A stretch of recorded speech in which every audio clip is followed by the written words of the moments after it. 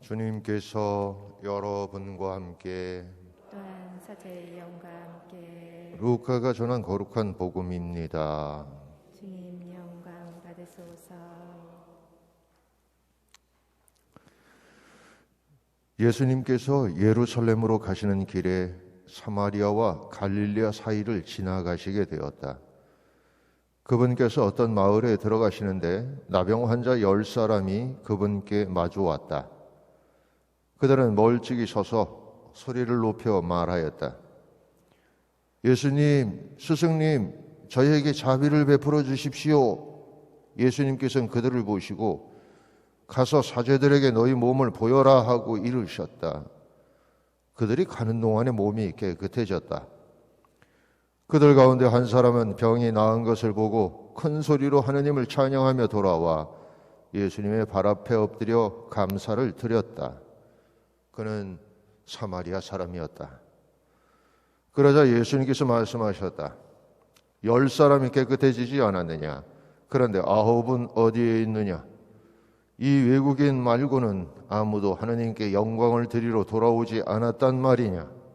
이어서 그에게 이르셨다. 일어나 가거라. 너의 믿음이 너를 구원하였다. 주님의 말씀입니다. 그리스도님 찬미합니다. 참 예수님, 날씨가 참 춥죠? 덥나? 대답들을 안 하고. 우리는 이제 11월 위령성어를 보내고 있습니다. 위령성어는 세상을 떠난 영혼들을 위해서 이렇게 기도하는 것인데, 그러면 세상을 떠난 영혼들이 뭘 어떻게 되라고? 구원받으라고 이렇게 기도하는 거겠죠. 그러니까 실제로 핵심이 되는 것은 세상을 떠난 우리 조상들이 구원받아서 천국에 가도록. 그런데 문제는 뭐냐면 나는 못 가는데 돌아가신 부모님은 갈 수 있다? 나는 갈 수 없는 사람이 기도하는데 갈 수 있다? 구원받지 못하는 사람이 기도하는데 구원받을 수 있다? 좀 생각해 볼 문제죠. 그러니까 우리가 먼저 구원받는 사람이 되어야 하고, 오늘 복음은 우리에게 구원받는 자가 어떤 자인지를 보여주고 있습니다. 사실 복음에 보면 예수님께서 가끔 어느 동네에 들어가셨는데 많은 사람들이 그분을 따랐고, 예수님께서는 그들 중에 아픈 사람들을 손을 얹어서 고쳐주셨다. 그러니까 예수님이 가시는 곳마다 수많은 치유의 표징들이 있었는데 그 많은 것들을 다 기록하기에는 사실 엄청날 겁니다. 예를 들어서 예수님께서 하신 모든 말씀과 모든 그런 치유의 상징들을, 표징들을 글로 기록했으면 복음서만 한 이 정도 되지 않았을까? 그러면 정신부 우리 신학교에서 엄청 힘들었을 거예요, 그지? 그렇다면 어떤 것들만 우리에게 전해주고 있는 것이죠? 그 어떤 것들은 어떤 것이겠습니까? 제자들의 기억에 남을 만한 일인 거죠. 다른 많은 치유들은 그냥 와서 손을 얹어주고 치유받고 뭐 이런 과정들을 겪으니까 기억이 안 나. 누가 와갖고서 치유를 받았는지. 그런데 이거는 특이한, 또 재밌는, 혹은 뭔가 의미심장한 그런 일이기 때문에 기억을 했을 것이고, 그 기억들이 전해져서 우리 복음에까지 이렇게 기록되지 않았나. 사마리아와 갈릴리아 사이를 지나가시게 되었다. 사마리아에 대해서는 나중에 여러분들이 인터넷을 찾아보든지 한번 찾아보세요. 근데 사마리아는 사실 이방인이라고 부르긴 하지만 이방인이라기보다는 이단자라고 하는 게 맞습니다. 근데 어쨌든 이방인으로 여겼고 상종하는 것도 꺼려 했어요. 그런데 나병은 뭐 이스라엘 사람이라고 걸리고 이방인이라고 안 걸리는 게 아니니까 모두가 걸리는 겁니다. 이렇게 나병에 걸리면 자기가 살던 곳으로부터 추방당하니까 거기서는 이제 더 이상 뭐 이방인이고 뭐고 없는 거지. 자기네끼리 서로 의지하면서 이렇게 지내는 거예요. 그런데 재미있는 것은 10명이라고 그랬는데 어떤 제자가 쉬어봤을까? 저 멀리서 하나, 둘, 셋, 넷, 다섯 이렇게 쉬어보지는 않았을 거 아니에요. 굉장히 여러 명이 아마 그랬을 겁니다. 근데 여러 명이 멀리서, 왜냐하면 그 율법에 의하면 사람들 근처에 오지 못하도록 되어 있기 때문입니다. 그래서 멀리서 예수님께 우리를 좀 구해 주십시오. 어디선가 소문을 들었죠. 나병 환자들도 고치고 그랬던 예수님을 이야기를 들었던 겁니다. 그래서 막 외쳤어. 그랬더니 예수님께서 사제들에게 가서 몸을 보여라. 이제 이 10명은 이제 가면서 분명히 무슨 토론을 했을 겁니다. 이게 뭐냐? 야,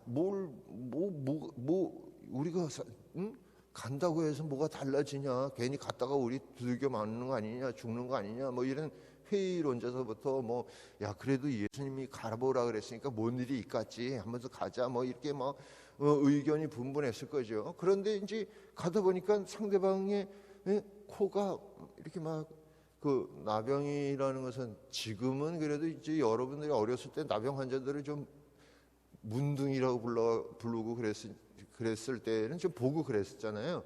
근데 이제 앞으로는 점점 어려울 것 같아. 나병 환자가 뭔지를 모르니까.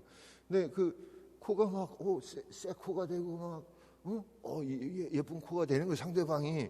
그래서 내 손도 보니까 내 손도 막 손가락이 다 이렇게 되고 막 놀라운 일이 벌어진 거죠. 그저 예수님께서 사제에 가서 몸을 보여라 한 대로 그냥 가고 있었을 뿐인데 이게 다 변한 겁니다. 그런데 복음에 의하면 그 중에 한 사람만이 돌아와서 예수님께 감사를 드리고 엎드려 감사를 드리고 엎드려서 감사를 드렸다. 그는 사마리아 사람이었다. 이렇게 이야기하고 있는 거죠. 그렇다면 나머지 사람들은 왜 돌아오지 않았을까요? 예수님께 대한 믿음이 없었기 때문일 수도 있어요. 왜냐하면 예수님이 그렇게 말했다고 해서 예수님에 의해서 자신들이 치유되었다고 생각하지 않고 하느님께서 치유시켜 주셨다고 생각했을 겁니다. 그러니까 자신들은 당연히 이렇게 하느님의 자손들이고 그래서 하느님께서 자신들을 구원의 길로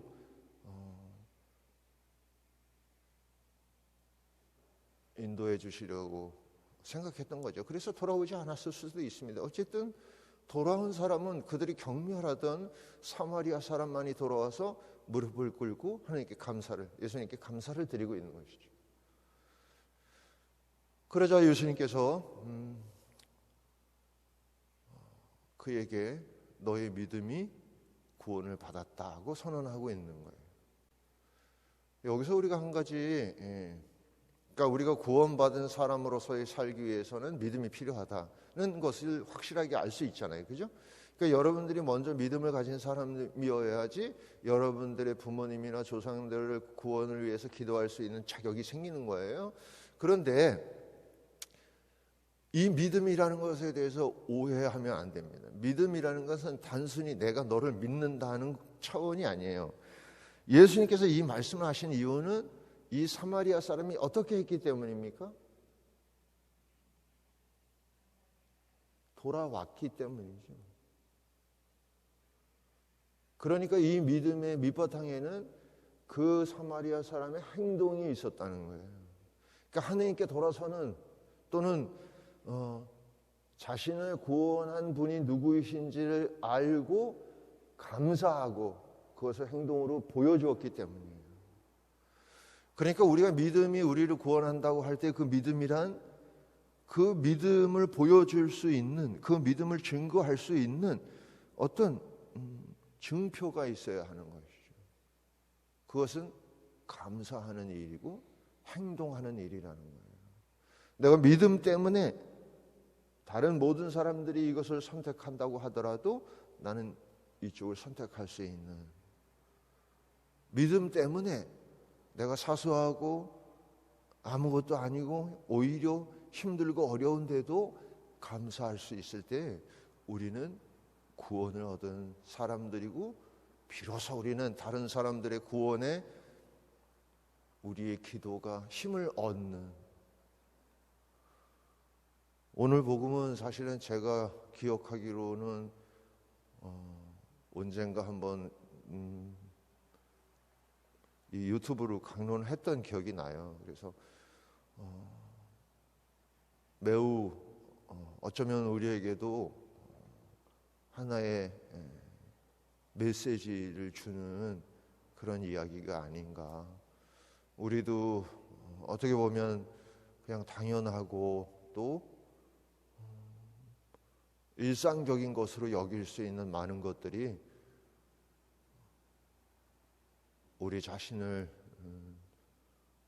그릇된 혹은 잘못된 방향으로 나가게 하는 것이 아닐까. 오히려 더욱 많이 감사한 일들이 생기고 또 우리의 몸과 마음과 정신을 다해야 하는 그런 삶임을 다시 한번 상기하기를 바랍니다. 아멘.